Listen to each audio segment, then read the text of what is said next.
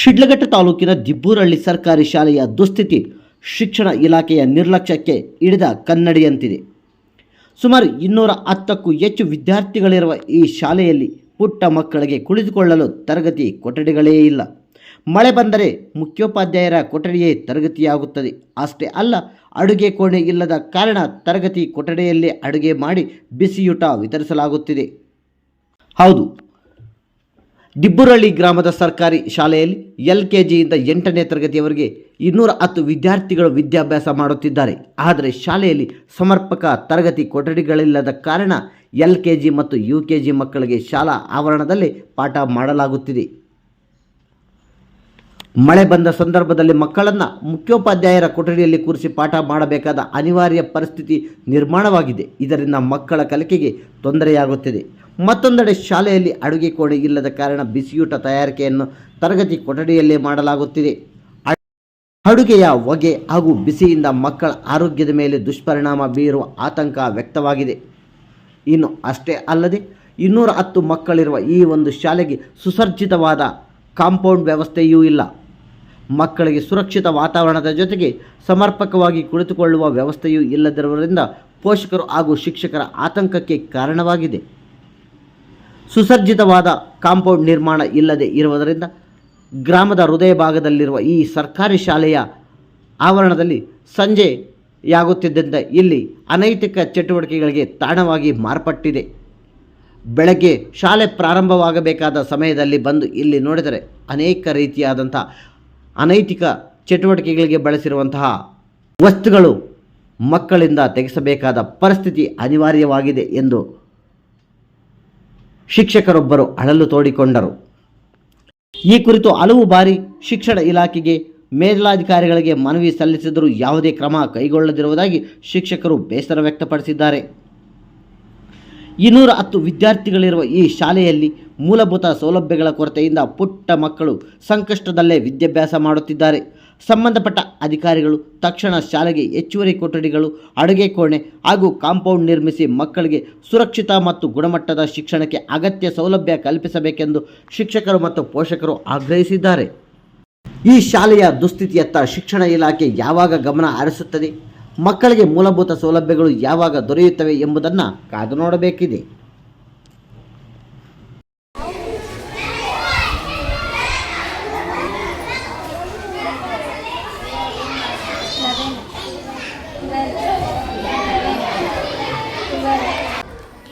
Sir, ನನ್ನ ಹೆಸರು ರಾಮಚಂದ್ರಪ್ಪ ಅಂತ. ನಾನು ಇಲ್ಲಿ ಪ್ರಭಾರಿ ಮುಖ್ಯೋಪಾಧ್ಯಾಯರು. ಸರ್, ಈಗ ಇಲ್ಲಿ ದಿಬ್ಬೂರಹಳ್ಳಿ ಶಾಲೆಯಲ್ಲಿ LKG UKG ಮಕ್ಕಳಿಗೆ ದಾಖಲಾತಿ ಪ್ರಾರಂಭ ಆಗಿದೆ. ಸರ್, LKG UKGಗೆ ದಾಖಲಾತಿ ಪ್ರಾರಂಭ ಆಗಿದೆ. ಒಂದೇ ವರ್ಷದಲ್ಲಿ 20 ಜನ ಟಾರ್ಗೆಟ್, 20 ಜನ ಸೇರಿಸ್ಕೋಬೇಕಂತ 20ಕ್ಕಿಂತ ಹೆಚ್ಚು ಮಕ್ಕಳ ಇಲ್ಲಿ ಸೇರಿದ್ದಾರೆ ಸರ್. ಮತ್ತು UKGಗೂ ಸಹ 5-6 ಜನ ಮಕ್ಕಳು ಸೇರಿದ್ದಾರೆ ಸರ್. ಸೊ ಹೇಗೆ ಅನಿಸ್ತಿದೆ ಸರ್ ಆ ಮಕ್ಕಳು ಸೇರಿರೋದಕ್ಕೆ ನಿಮಗೆ? ಸರ್, ಮಕ್ಕಳು ಸೇರಿರೋದಕ್ಕೆ ವಾತಾವರಣ, ನಮ್ಮ ಸ್ಕೂಲ್ ವಾತಾವರಣ ಚೆನ್ನಾಗಿದೆ. ಮಕ್ಕಳು ಒಳ್ಳೆಯ ರೀತಿಯಲ್ಲಿ ಕಲಿಯೋದಕ್ಕೆ ಸಿದ್ಧರಾಗಿದ್ದಾರೆ. ನಮ್ಗೆ ಭಾರಿ ಖುಷಿ ಆಗ್ತಾ ಇದೆ ಸರ್. ಸರ್, ಈಗ ಮಕ್ಕಳ ವಿದ್ಯಾಭ್ಯಾಸಕ್ಕಾಗಿ ಕುಳಿತುಕೊಳ್ಳಲು ಒಂದು ಕೊಠಡಿ ಇಲ್ಲ. ಸೊ ಇದರ ಬಗ್ಗೆ ತಾವು ಯಾವ ರೀತಿ ಕ್ರಮ ವಹಿಸಿದ್ದೀರಿ? ಸರ್, ನಮ್ಮ ಶಾಲೆಯಲ್ಲಿ ಕೊಠಡಿಗಳ ಸಂಖ್ಯೆ ಇರೋದು ಕಡಿಮೆ.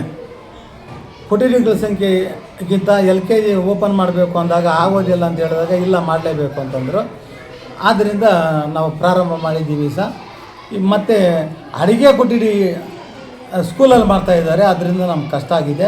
ಇಲ್ಲ ಅಂತಂದರೆ ಆ ಸಮಸ್ಯೆನೂ ಇರ್ತಾ ಇರಲಿಲ್ಲ ಸರ್. ಇವಾಗ ಕೊಠಡಿಗಳ ಕೊರತೆ ಭಾರಿ ಆಗಿರೋದ್ರಿಂದ ನಾವು ಅನಿವಾರ್ಯವಾಗಿ ಕಾಂಪೌಂಡಲ್ಲಿ ಒಂದು ಸೆಕ್ಷನ್ ಇಟ್ಕೊಂಡು ಕ್ಲಾಸ್ ಕೊಡ್ತಾಯಿದ್ದೀವಿ ಸರ್. ಈಗ ಅನಿವಾರ್ಯತೆಯಿಂದಾಗಿ ನೀವು ಹೊರಗಡೆ ಕೂತ್ಕೊಂಡು ನೀವು ಕ್ಲಾಸ್ ಮಾಡ್ತಾ ಇದ್ದೀರಾ ಮಕ್ಕಳಿಗೆ, ಓಕೆ. ಮಳೆ ಬಂತು ಅಂದರೆ ಅಥವಾ ಬೇರೆ ಏನಾದ್ರು ಹೆಚ್ಚು ಕಡಿಮೆ ಆಯಿತು ಅಂದರೆ ಯಾರು ಸರ್ ಹೊಣೆ ಆ ಮಕ್ಕಳಿಗೆ? ಸರ್, ಹೆಚ್ಚು ಕಡಿಮೆ ಎಲ್ಲ ಮಳೆ ಬಂದಾಗ ಬೇರೆ ರೂಮಲ್ಲಿ ಒಟ್ಟಿಗೆ ಸೇರಿಸ್ಕೊಂತೀವಿ. ಅನಿವಾರ್ಯ ಸರ್, ಇನ್ನೇನು ಮಾಡೋದು. ರೂಮ್ಗಳು ಈಗ ಮಳೆಗಾಲ ಆಗಿರೋದ್ರಿಂದ ಶೀತ ಗಾಳಿ ಜಾಸ್ತಿ ಬರ್ತಾ ಇರುತ್ತೆ, ಮಕ್ಕಳಿಗೆ ಕೋಲ್ಡು ಅದು ಇದು ತುಂಬ ಎಫೆಕ್ಟ್ಗಳಾಗುತ್ತೆ. ಇದೆಲ್ಲ ಸಮಸ್ಯೆಗಳಾದರೆ ಇದಕ್ಕೆ ಜವಾಬ್ದಾರಿ ಯಾರು ಸರ್? ಸಮಸ್ಯೆಗಳು ಅಂತಂದರೆ ಅಂಥ ವಾತಾವರಣ ಇದ್ದರೆ ಆಫೀಸ್ ರೂಮಲ್ಲಿ ಕೂರಿಸ್ಕೊಂಡು ಬಿಡ್ತೀವಿ ಸರ್. ಸರ್, ಈಗ ನಿಮಗೆ ಆಫೀಸ್ರಲ್ಲಿ ಕೂರಿಸ್ಕೊಂಡು ಪಾಠ ಮಾಡೋಷ್ಟು ಇದಿದ್ಮೇಲೆ ಮತ್ತು ಕೊಠಡಿಗಳೇನು ಅವಶ್ಯಕತೆ ಇದೆಯೇ ಇಲ್ವಾ? ಸರ್, ಕೊಠಡಿಗಳು ಭಾರಿ ಅವಶ್ಯಕತೆ ಇದೆ ಸರ್. ನಮ್ಮ ಸ್ಕೂಲಲ್ಲಿ LKGಯಿಂದ UKGಯಿಂದ ಹಿಡಿದು 8ರವರೆಗೂ ಇರ್ತಕ್ಕಂಥ ಉನ್ನತೀಕರಿಸಿದ ಪ್ರಾಥಮಿಕ ಪಾಠಶಾಲೆ ಸರ್ ನಮ್ಮದು ಸರ್. ಆದ್ದರಿಂದ 8+2 ಎಷ್ಟು 10 ಕೊಠಡಿಗಳು ನಮಗೆ ಅವಶ್ಯಕತೆ ಇದೆ. ಈಗ ಟೋಟಲ್ ಎಷ್ಟು ಕೊಠಡಿ ಇದೆ ನಿಮ್ಮಲ್ಲಿ? ಸರ್ ನಮ್ಮಲ್ಲಿ 8 ಇದೆ ಸರ್. 8 ಕೊಠಡಿ ಇದೆ, ಇನ್ನೂ 2 ಕೊಠಡಿ ಅವಶ್ಯಕತೆ ಇದೆ. 3 ಕೊಠಡಿ ಅವಶ್ಯಕತೆ ಇದೆ ಸರ್. ಸರ್, ಈಗ ಕೊಠಡಿ ಅವಶ್ಯಕತೆಯ ಬಗ್ಗೆ ಇಲ್ಲಿವರೆಗೂ ಮೇಲಾಧಿಕಾರಿಗಳಿಗಾಗಲಿ ಅಥವಾ ಈ ಕ್ಷೇತ್ರದ ಶಾಸಕರಿಗಾಗಲಿ ಮನವಿ ಏನಾದರೂ ಕೊಟ್ಟಿದ್ದೀರಾ? ಸರ್, ಕ್ಷೇತ್ರ ಶಾಸಕರಿಗೆ ನಾವೇನು ಮಾಹಿತಿ ಕೊಟ್ಟಿಲ್ಲ ಸರ್. ಡಿಪಾರ್ಟ್ಮೆಂಟ್ಗೆ ಕೊಟ್ಟಿದ್ದೀವಿ. ಡಿಪಾರ್ಟ್ಮೆಂಟ್ ಶಾಂಕ್ಷನ್ ಆಗತ್ತೆ, ಆ ಥರದಲ್ಲೇ ಒಂದು ರೂಮ್ ಕೊಡ್ತೀವಿ ಅಂತ ಹೇಳ್ತಾನೆ ಇದ್ದಾರೆ ಸರ್. ಇನ್ನೂ ಬಂದಿಲ್ಲ, ಕೊಡ್ಬೋದೇನೋ. ಆದರೆ ಅದಕ್ಕಿಂತ ಹೆಚ್ಚಾಗಿ ನಮಗೆ ಅಡುಗೆ ಮನೆ, ಕಾಂಪೌಂಡು, ಶಾಲೆ ವಾತಾವರಣ ಚೆನ್ನಾಗಿರ್ಬೇಕಂದ್ರೆ ಅವೆರಡೂ ಅತ್ಯವಶ್ಯಕವಾಗಿದೆ ಸರ್. ಕಾಂಪೌಂಡು ಇಲ್ವಾ ಶಾಲೆಗೆ? ಈಗ ಸರ್, ಊರಿನ ಕೇಂದ್ರದಲ್ಲಿ ಇರ್ತಕ್ಕಂಥ ಇದರಿಂದ ಇಲ್ಲಿ ಶಾಲೆಯಲ್ಲಿ ಗಾಡಿಯಲ್ಲಿ ನಿಲ್ಲಿಸಿದ್ದಾರೆ ನೋಡಿ ಸರ್, ಇಲ್ಲಿ ಕಾಂಪೌಂಡಲ್ಲಿ. ಆದ್ದರಿಂದ ನಮಗೆ ಭಾರಿ ತೊಂದರೆ ಆಗ್ತಾ ಇದೆ ಸರ್. ಸರ್, ಈಗ ಅಡುಗೆ ಕೋಣೆ ಅನ್ನೋದು ಇತ್ತೀಚೆಗೆ ಎಲ್ಲ ನರೇಗಾ ಸ್ಕೀಮಲ್ಲಿ ಮಾಡಿಕೊಡ್ತಾ ಇದ್ದಾರೆ. ಸೊ ನರೇಗಾ ಸ್ಕೀಮಲ್ಲಿ ಪಂಚಾಯತಿಯನ್ನು ಕೇಳ್ಬೋದಾಗಿತ್ತಲ್ಲ ಸರ್? ಪಂಚಾಯತಿಯವರು ಯಾರೋ ಕಟ್ಟಕ್ಕೆ ಮುಂದೆ ಬರ್ತಾ ಇಲ್ಲ ಅಂತ ಹೇಳ್ತಾ ಇದ್ದಾರೆ ಸರ್. ಪಿ ಡಿ ಒ ಅವ್ರನ್ನ ಕೇಳಿದಾಗ ಕೆಟ್ಟದಕ್ಕೆ ಯಾರಾದರೂ ಮುಂದೆ ಬಂದರೆ ಕಟ್ಟಿಸ್ಕೊಡ್ರಿ ಅಂತ ಹೇಳ್ತಾ ಇದ್ದಾರೆ. ಯಾರೂ ಮುಂದೆ ಬರ್ತಾ ಇಲ್ಲ ಸರ್. ಈಗ ಒಟ್ಟು ನರೇಗಾ ಬಿಟ್ಟು ಬೇರೆ ಯೋಜನೆಗಳೆಲ್ಲ ಹಾಕ್ಕೊಟ್ಟು ಇದು ಮಾಡ್ಕೋಬೋದಲ್ಲ ಸರ್. ಈಗ ಒಟ್ಟು ಎಷ್ಟು ಜನ ವಿದ್ಯಾರ್ಥಿಗಳಿದ್ದಾರೆ ಸರ್ ನಿಮ್ಮಲ್ಲಿ? LKG UKG ಇಂದ 8th ಸ್ಟ್ಯಾಂಡರ್ಡ್ ನಮ್ಮಲ್ಲಿ 210 ಮಕ್ಕಳಿದ್ದಾರೆ ಸರ್. 210 ಮಕ್ಕಳು ಅಲ್ಲಿ ಶಿಕ್ಷಣ ಪಡೀತಾ ಇದ್ದಾರೆ. ಹೌದು. ಸೊ ಅಷ್ಟು ಮಕ್ಕಳಿಗೂ ಇದು ಸ್ಕೂಲ್ ಪಾಠ ಮಾಡೋ ಶಾಲೆಯಲ್ಲೇ ಊಟ ಮಾಡೋ ತಯಾರಿ ಮಾಡೋದು, ಅಡುಗೆ ತಯಾರು ಮಾಡೋದು. ಸರ್, ಈಗ ಎಷ್ಟು ವರ್ಷ ಆಗಿದೆ ಸರ್ ತಾವು ಇಲ್ಲಿ ಬಂದು? ನಾನು ಬಂದು 1 ವರ್ಷ ಇದ ಮೇಲೆ ಆಯ್ತು ಸರ್. 1 ವರ್ಷದ ಮೇಲೆ ಆಯಿತು.